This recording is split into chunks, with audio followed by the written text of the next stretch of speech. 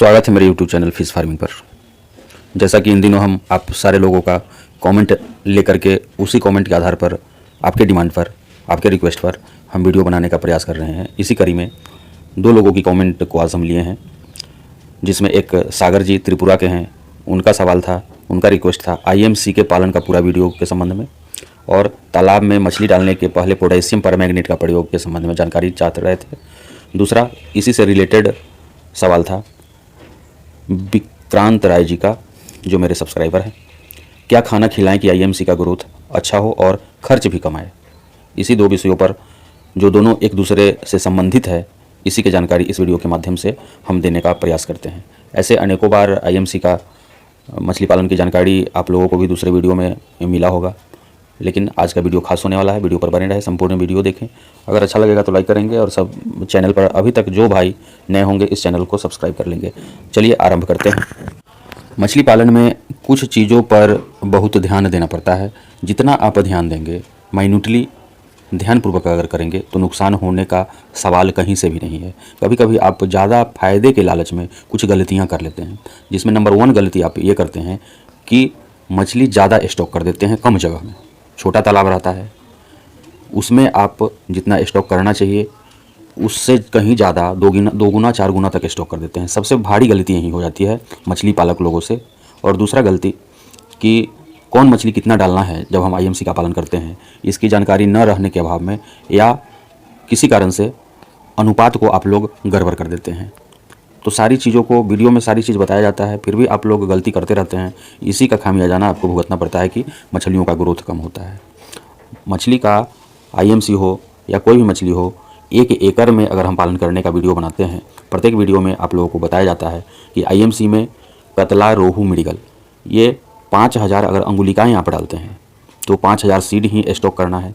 अंगुलिकाएँ से छोट सीड आप डालते हैं तो उसको आप ज़्यादा डाल सकते हैं, लेकिन फिर भी जब छोटा सीड रहेगा तो ग्रोथ अच्छा नहीं होगा।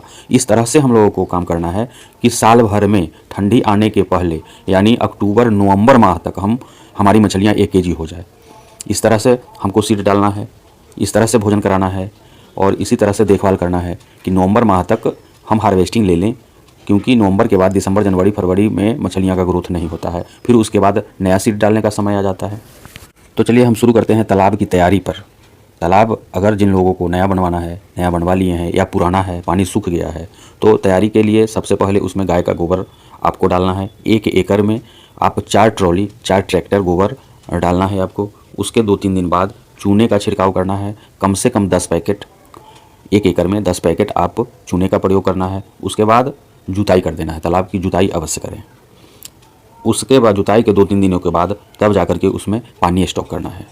पानी एक बार में आपको 6 फीट पानी स्टॉक नहीं करना है, पहले आप 3 से 3.5 फीट ही पानी स्टॉक करें अपने तालाब में, क्योंकि जब मछलियाँ छोटी रहेंगी तो उनको ज़्यादा पानी की आवश्यकता नहीं होती है। और एक बार जब ज़्यादा पानी आप डाल देंगे नए तालाब में, तो तालाब का बांध भड़क सकता है। उसके बाद आप जब पानी डाल देते हैं, उसके बाद 1 सप्ताह इंतज़ार करें। 1 सप्ताह के बाद ही आप अपने तालाब में सीड का स्टॉकिंग करें। और 5000 सीड आपको स्टॉक करना है, जैसा कि हम पहले बता दिए।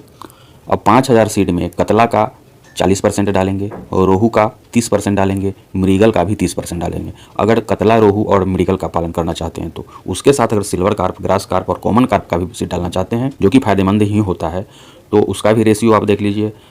कतला 40% डाल रहे हैं तो यहाँ कतले के हिस्से का 10% सीड आप सिल्वर कार्प का डालेंगे, मात्र 10%। 30% कतला हो जाएगा, 10% सिल्वर कार्प हो जाएगा। और रोहू डालते हैं 30%, तो उसका 50% आप ग्रास कार्प का डाल देंगे, यानी रोहू अब आपका 15% हो जाएगा, ग्रास कार्प भी 15% हो जाएगा। मृगल डालते हैं 30%, तो उसमें से भी आप 50% कर देंगे, यानी 15% मृगल और 15% कॉमन कार्प। ऊपर वाला जो कतला हम बताए हैं, सिल्वर कार्प ज़्यादा नहीं डालना है, 10% ही डालना है। अगर नहीं भी डाले 100% आप, यानी 40% कतला को ही छोड़ दे तो और बेहतर है। अब जैसा कि तालाब की तैयारी हो गया, सीड कितना स्टॉक करना है ये हो गया।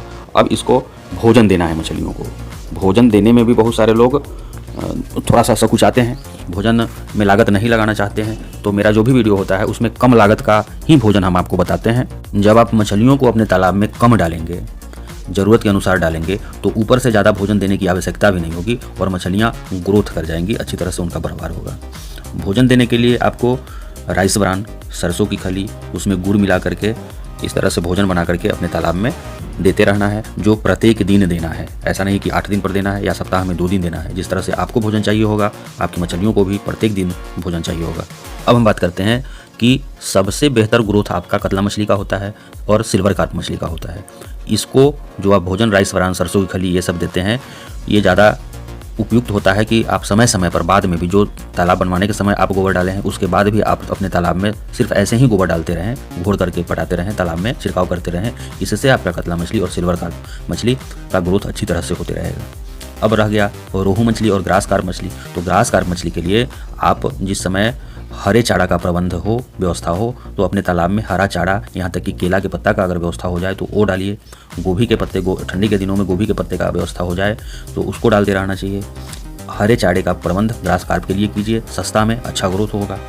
और अब बात आ गई मृगल और कॉमन कार्प की। तो कॉमन कार्प का जो भोजन है वह मार्केट से खरीदा हुआ जो फीड है, फ्लोटिंग फीड बड़े चाव से खाती है कॉमन कार्प।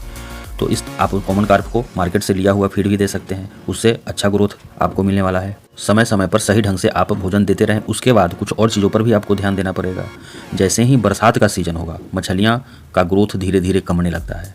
इसलिए तालाब में सीड डालने का जो उपयुक्त समय है मार्च के बाद अप्रैल महीना। अप्रैल महीने में नया सीड आपको नहीं मिलेगा, पुराने साल का ही सीड आपको डालना पड़ेगा।